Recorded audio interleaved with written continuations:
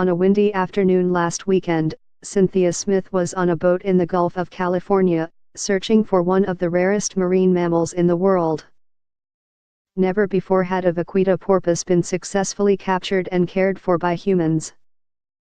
But Drive Smith, a veterinarian with a group known as Vaquita CPR, knew that the porpoises, whose black-rimmed eyes and dark noses have earned them the moniker "Panda of the Sea," were likely to disappear without human intervention.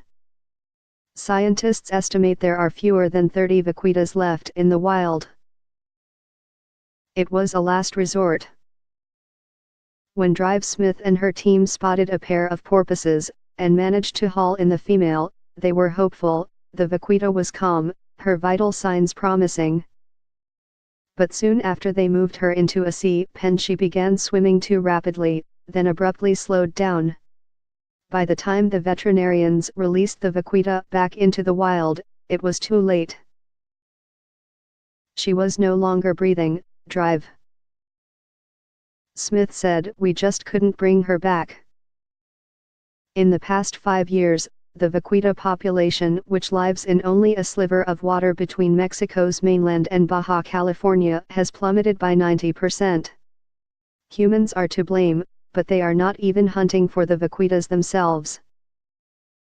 The animals, the world's smallest porpoises, get tangled and drown in nets set illegally to catch another endangered species, a fish called the totoaba. The poacher's bounty is an organ from the totoaba called the swim bladder, which is considered a delicacy and status symbol in China and can sell for up to $50,000 on the black market. It has been dubbed aquatic cocaine. Mexico banned totoaba fishing in 1993, but it was only in 2015, when vaquita numbers dwindled to about 100, that the government also banned most gill nets, including those used for catching shrimp and other kinds of fish. The gill nets catch the totoaba, and also trap the vaquitas. Fishermen are still allowed to use a different type of net, intended for catching corvina fish, that is not supposed to pose a threat to the vaquitas. But because the corvina and totoaba fishing seasons overlap, fishermen can hide the totoaba nets beneath the corvina nets on their boats, said Lorenzo Rojas Bracho, the director of Vaquita CPR. "You can use a corvina as a cover-up, and that's what happened," he said.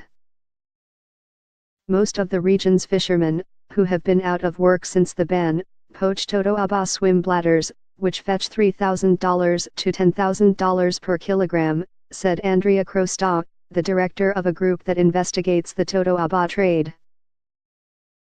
An equivalent catch of shrimp might earn a fisherman $200 at best. "If you're out here on the water, you're not risking jail time to catch shrimp," said Dave Bader, a spokesman for Vaquita CPR. After the death of the captured vaquita, the scientists agreed to shut down the program. "The evidence today is vaquita are not good candidates for being protected in this way," Drive Smith said. "It's heartbreaking." The scientists had hoped to keep the animals in captivity temporarily, and possibly even breed them, until gill nets were eliminated from their habitat. While any wild animal is expected to experience some stress when captured, the group had hoped the vaquita could cope with being handled.